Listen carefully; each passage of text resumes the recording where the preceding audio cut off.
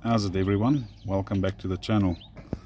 If you've ever had it on a Centurion D5 Evo that you're pressing buttons and it's not working, well, then you need to give us a call so we can sort it out for you.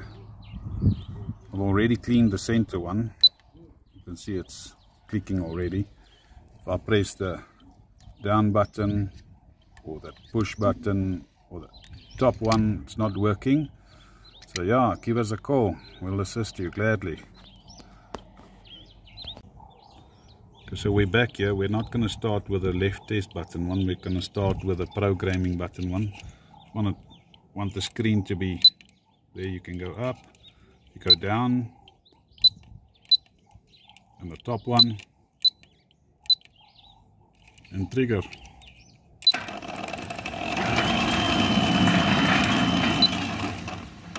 That's it, all resolved. Give us a call, Pottie 083 778 2288. Alright, everything's back in order.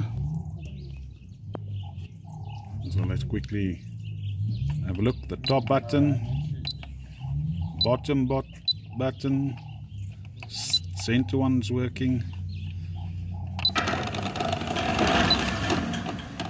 and the push button is working. That's it.